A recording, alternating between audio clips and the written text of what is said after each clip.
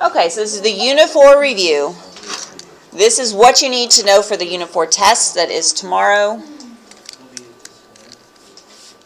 So if in this first one says your given triangle ABC is congruent to triangle DEF, list all the corresponding parts. Since we're talking about triangles, there's angles or there's sides. Those are two types of parts. And the order of the letters tells you what goes with what. Angles have one letter, and then sides are represented with two letters with a little line on top. So you can see that angle A goes with angle D.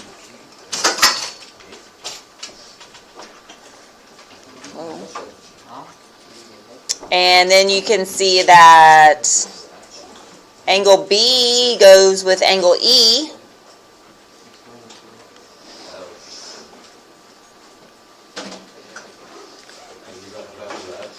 And you can see that angle C matches up with F, because those are both the last letters. Sure.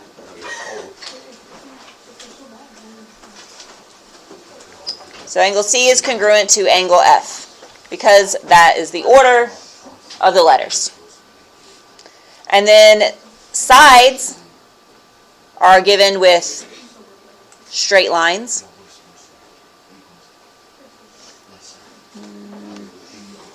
All right, so if I went with AB, that's the first two letters, then I would call that side AB and put a little line on top for segment AB.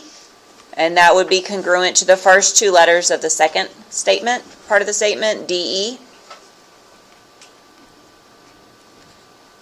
And BC, the second two letters of the first part, are the second two letters of the second part. So BC goes with EF. So they are congruent. And then the last one is the out. If I said A and C, the outside letters, those go with D and F, the outside letters. So AC is congruent to DF. Knowing that can get you through quite a few different scenarios of questions, knowing which pieces match just by looking at the statement. All right, so then the second one is given triangle ABC is congruent to XYZ, and you're given the measure of angle A and the measure of angle B, and you're asked what is the measure of angle Z. Well, Z is from a different triangle, but again, if you know the order of the letters, you can figure it out. So we're given A, and we're given the measure of B. We don't know what the measure of C is, and we're asked for Z. Well, we know that A and X are the same. And we know that B and Y are the same. So that means that Z and C are the same. So if we solve for C, the measure of angle C, that's going to be the same as the measure of angle Z. We know two of the angles of a triangle. Triangles have three angles. And all triangles have a sum of 180 degrees. They add up to 180. Or you could think of it as you start with 180 degrees. And so you have 180 degrees that you need to split up into three angles.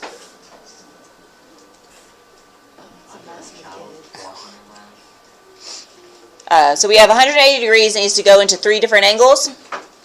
We know that one of the angles is 15, so 180 minus 15. And then we could subtract 108 because one of the angles is 108.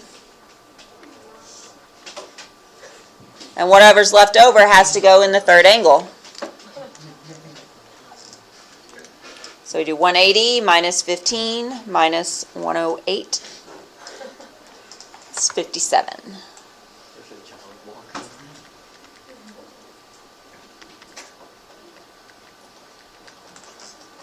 So if 57 degrees is what's left over, that's Z and C. But it's asking for Z.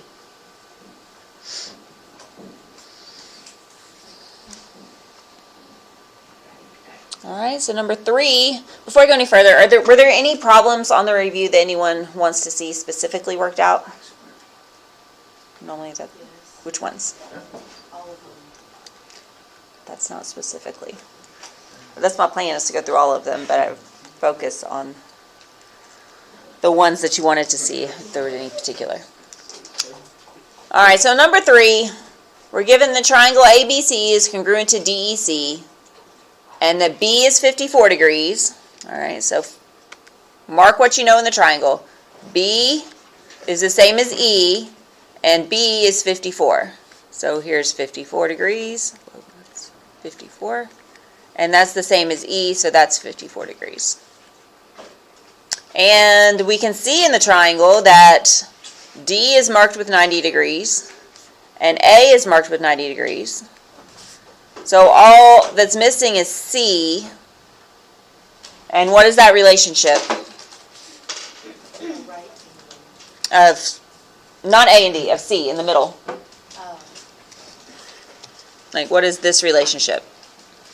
The bow tie shape, that's vertical angles. And vertical angles are congruent.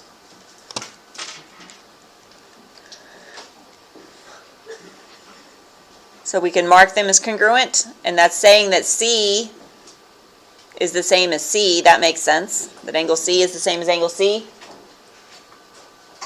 And that's what it's asking us to find, is ECD. Whenever there's 3 letters, the middle one is where the angle is, because it's from E to C to D. So it's asking for this side. ACB would also be angle C, but on the other side. So whenever both triangles have the same letter in them, I have to use 3 letters to name it, just so you know exactly which one I'm talking about. I'm talking about the one on the right. But they're the same, so it really doesn't matter. So anyway, I'll put my X there. So again, I'm solving for a piece of the triangle. Triangle angle sum theorem tells us that there's 180 degrees in every triangle.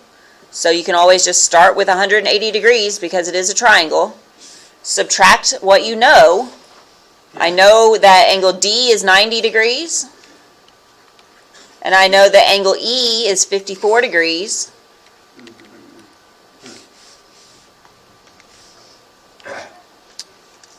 So if I do 180 minus 90 minus 54, I get 36. So that tells me that angle C has to be 36 degrees.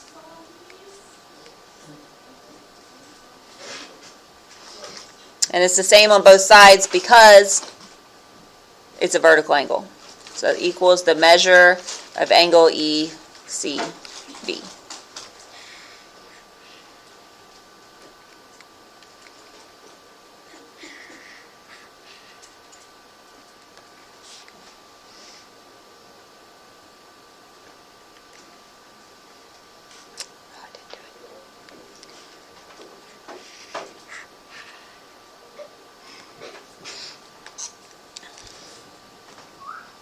All right, so next it says solve for x. So number 4 and 5 are similar. Solve for x. Again, we know all triangles have a sum of 180 degrees. In this case, we're not finding the missing angle. We're just finding the variable in one of the angles. So we can set these up as all 3 angles add up to 180. So I could call this one 5x plus 5. And plus 70, plus 60, and that's what makes up the triangle, so those have to equal 180 degrees. And then we can combine like terms. 5x plus 5 plus 70 plus 60 is 5x plus 135, because if we combine the non-x terms, CLT, did not want a box.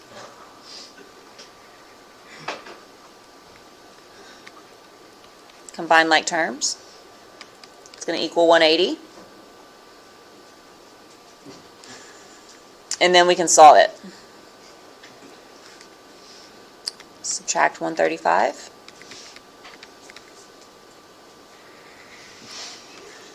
So 5x equals 45. And then the last step, divide by 5. So x equals 9. And that's all this one asked for, is what is the value of x. It did not ask for the missing angle, which actually would have been an easier problem, because then we could have just said 180 minus 70 minus 60.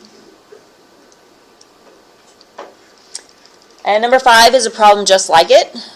So we would set it up the same way. If you add up the insides of a triangle, they have to equal 180 degrees. Also, the inside numbers on the inside are going to be angles. Numbers on the outside will be side lengths, just in case it's not all the way clear. So if we added all of these up, we'd have 40 degrees and plus 90 degrees plus 3x plus 14. And since it makes up a triangle, it equals 180. 180 degrees. And again, combine like terms and solve.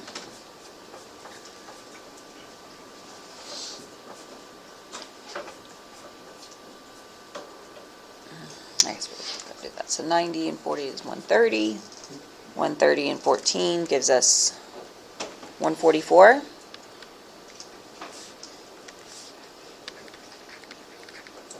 Plus 3x equals 180.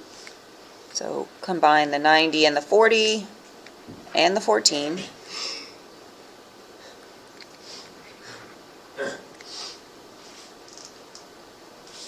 And then subtract 144.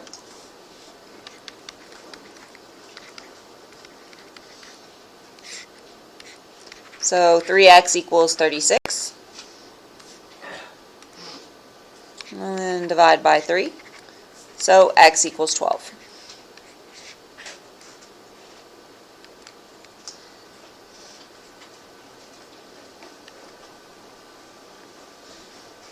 I think it's about to kick me out.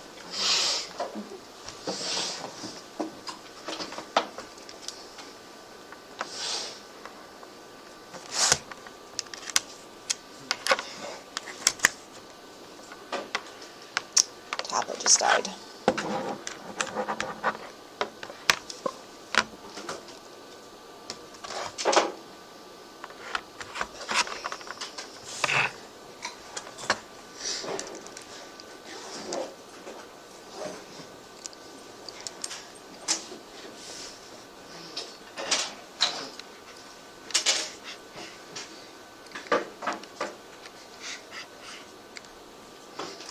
Okay, one of the angles in a right triangle is 23 degrees. What is the measure of the other acute angle? All right, so there's two very important words here.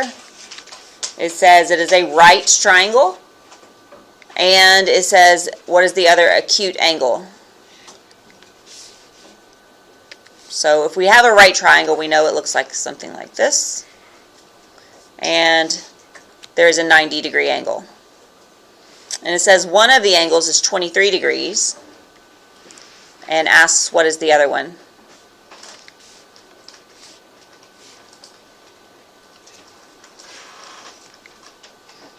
So again, sketch picture, it makes it a lot easier.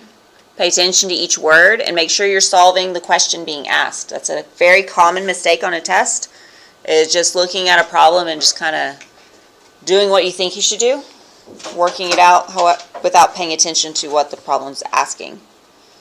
So just like the ones above, this is triangle angle sum theorem. All triangles have 180 degrees. So start with 180, subtract the 90, and then subtract 23, the other given angle. So we have 180 minus 90 minus 23 is 67. So the missing acute angle is 67 degrees.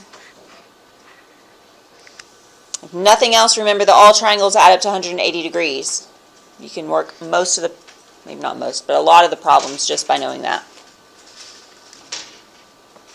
Alright, so number 7 says classify triangle BDC and ABD by their angle measure.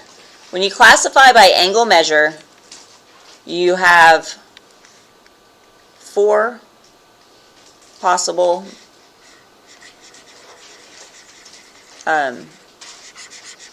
names. It could be an acute triangle. It could be a right triangle. It could be an obtuse triangle.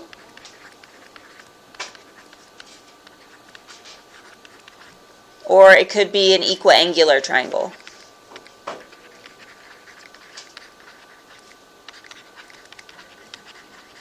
Now, technically, an equiangular triangle is an acute triangle, but it's a very specific acute triangle. All angles are 60 degrees. All right, so next, don't just assume that it's talking about the large triangle in the picture. Look at the letters. It says classify triangle BDC. So BDC is this triangle.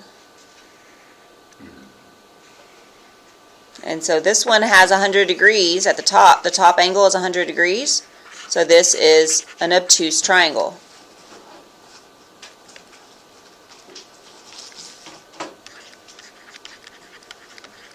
And then the other one that it asks for is triangle ABD. So ABD is this triangle. And that one, they are all less than 90 degrees, so that is an acute triangle.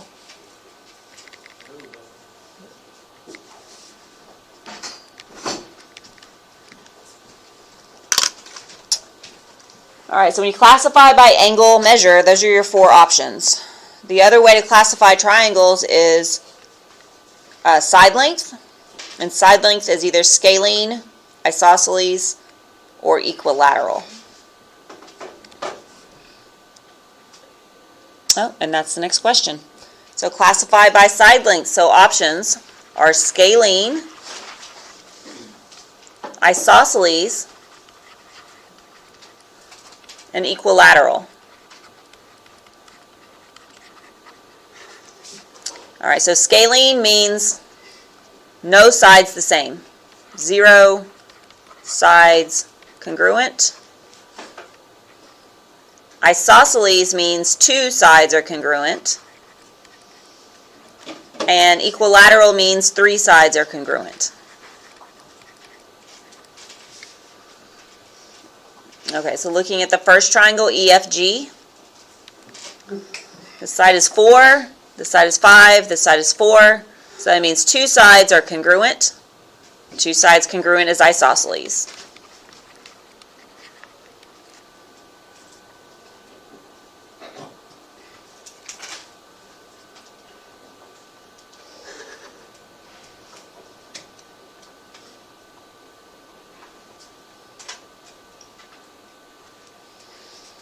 And then the other one, XYZ, all 3 sides are marked the same.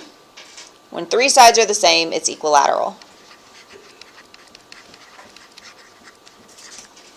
And you should also remember that equilateral triangles are also equiangular, and equiangular are equilateral. So if you see all 3 sides marked, then you also know that all 3 angles are the same. And that means they're all 60 degrees. We don't know what the side length is because the side lengths could be anything. We know they're all the same, whatever that length is, but we don't know what the measure is.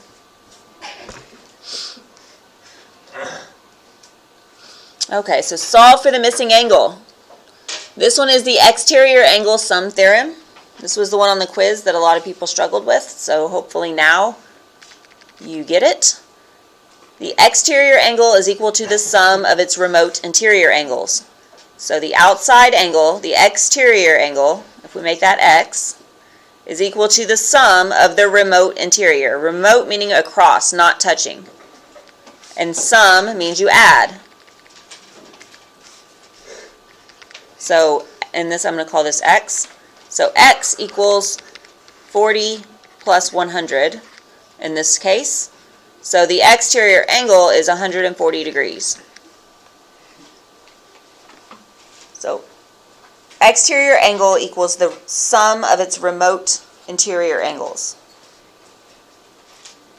Number 10 is the same kind of problem, but now the x is inside the triangle. it is one of the remote interior angles. But you can set it up the same way, that the exterior equals the sum of the remote interior. So if we add those together, they equal 141. So 141 equals 80 plus x. So you would subtract 80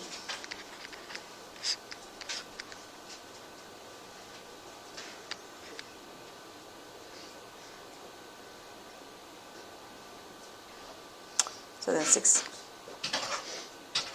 That's not right, is it?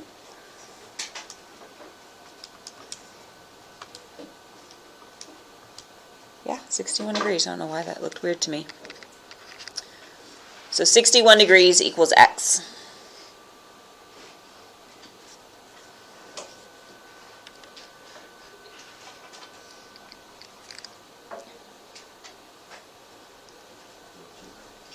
Okay, so this is probably one of the trickier things. Determine if the pairs of triangles are congruent by side, side, side, side, angle, side, angle, side, angle, angle, angle, side, or HL. So I'd also make a note that angle, angle, side is the only, could also be read as side, angle, angle. That's the same thing. It just depends on which order you read the letters. Or not congruent. All right. So looking at the first set, number 11. So my method on this is mark angles with an A. If you have a marked angle, just look at one of the triangles. I have a marked angle, so I'm going to mark it with an A. I have a marked angle, so I'm going to mark it with an A. I have a marked side, so I'm going to mark it with an S. And then do the same thing in the other triangle. Side gets an S, angle gets an A, angle gets an A. Just anything that's marked, or if it's vertical angles, because you know it. And then make sure they match. Do they have the same number of sides and angles, and are they in the same order? Yes, in this case they are. There's an angle, angle, side, angle, angle, side. You do have to make sure they match. Now if you have trouble figuring out what the order the letters go in, once you see that they match, you can just look at one of the triangles and see what you have in there. I see I have 2 A's and 1 S. So look at the combinations up here at the top that have 2 A's and 1 S. No, it's not that. It's not that. This one has 2 A's and 1 S. And this one has 2 A's and 1 S. So there's 2 options. ASA, the S is touching both A's, so that means the side is touching both angles. So look back at that one triangle. The S is only touching the top A, it's not touching the bottom A. So it can't be that, it can't be ASA because the side is only touching one A. So the S can only be touching one of the angles. So it has to be angle, angle, side. Because the S is only touching one A. This S is only touching one A. So that one's AAS.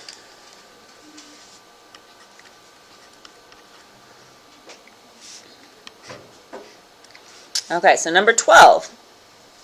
Again, start off the same way. I have an angle, I have a side, and I have an angle. Just marking what is there, A or S, angle or side. And then I also have to remember I know vertical angles are congruent. So I can mark my vertical angles congruent and then label those with A's.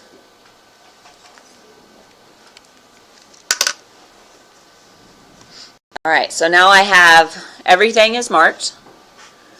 So if I look at, and they do look like they match, the same pieces are marked in both triangles, so then look at one triangle. I'm going to look at the one on the left. I have 2 A's and 1 S again. So if I look at my options, 2 A's and 1 S is either angle, side, angle, or angle, angle, side. So is the S touching both of the A's, or is it just touching one? One. Yeah, the S is right here. There's an A right here. This vertical angle is not touching that side. It would have to be up here at the top in order for that to be angle, side, angle. And it's not. So again, it's angle, angle, side.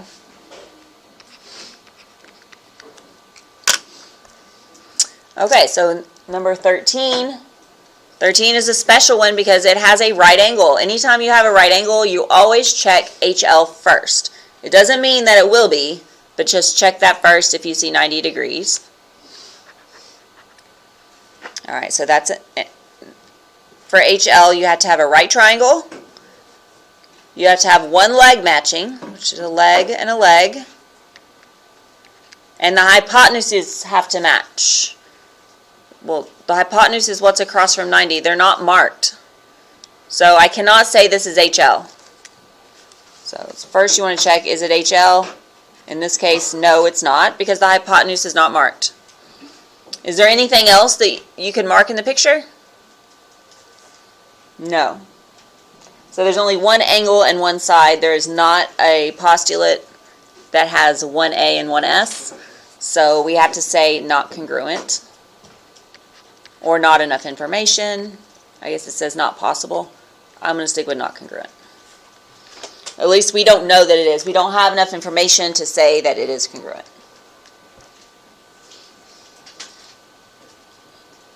Okay, number 14. Start the same way. I see I have vertical angles, so I'm going to mark those. And then I'm going to label A's and S's. It's a mark side, so it gets an S, an angle gets an A side gets an S.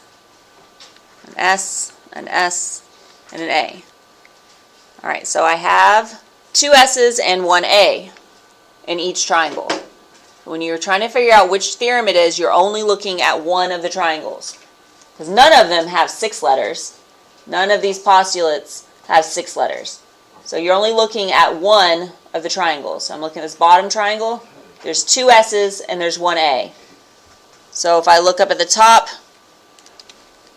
the first one, it's SSS, no. SAS, maybe. ASA, no, that's 2 A's and 1 S, so no. AAS, no. HL, no. So it has to be side angle side. It's the only postulate with 2 S's and 1 A. So let's see, does it match SAS? Is the angle touching both of the sides? So looking back at one triangle when we do this, we're only looking at one. SAS. The angle is touching both of the marked sides. And the other one, SAS, the angle is touching both of the marked sides. So this is side angle side.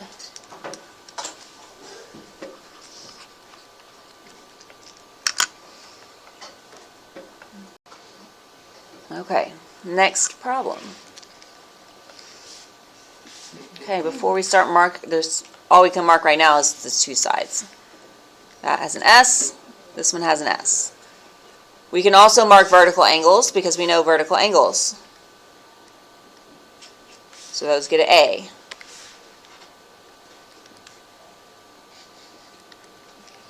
And then there is one more thing we can mark because these arrows mean parallel lines. The arrows on the top and the bottom, that means parallel line. So that makes this slanted line a transversal and the other slanted line a transversal. So if you remember parallel lines and transversals, alternate interior angles are congruent. So just to be clear, these are the parallel lines. And then each one of the crossing lines is a transversal. So if I look at this one first, I could mark this angle as the same as this angle, because that is parallel lines and a transversal. I could also look at the other transversal right here and then mark this angle the same as this angle. So this pair of triangles has a lot marked the same. So there's another A, there's another A, there's another A, there's another A. Alright, all 3 angles are marked, but angle, angle, angle is not one of the postulates. I see that there is angle side angle, this S is touching this A and this A. So we could say that's congruent by angle side angle on top and bottom.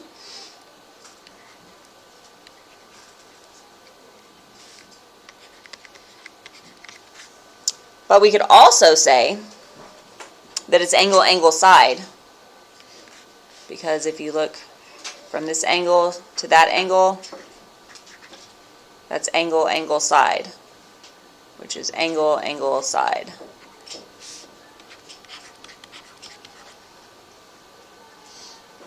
And that's all of them with 2 angles, right?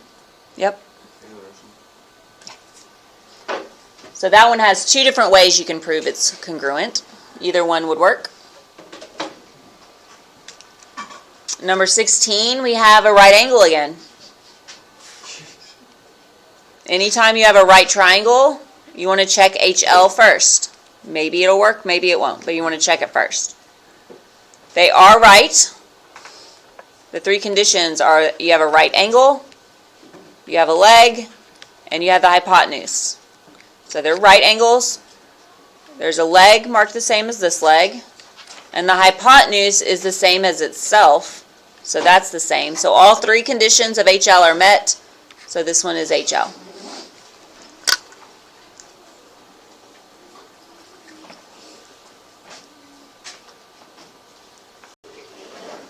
All right. Number 17. What must the value of x be in order to prove that triangle EFG is congruent to triangle EHG by the side-side-side theorem? Well, side-side-side theorem means that you have to have all 3 sides the same. I know a shared side is always the same as itself. So there's one side of each triangle. Side HE is marked with 4. Side FE is marked with 4. So those are the same. 4 is the same as 4. So all I need to do is prove that HG is congruent to FG. So I need 4x minus 2 to be equal to 2x plus 7. And that is what I'm going to do to solve for x. Since I want them to be the same, in math, to say something is the same, you say it is equal. And then I can solve for x. I'm going to subtract 2x. So 2x minus 2 equals 7. And then I'm going to add 2 to get x by itself. So 2x equals 9.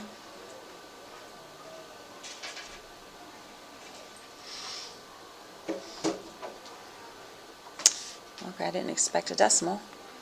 Divide by 2. X equals 4.5.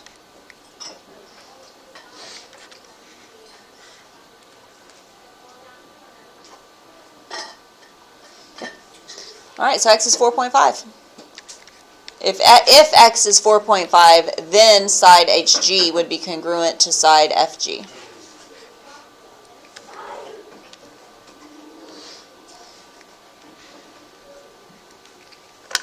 So I'm going to stop there for a minute.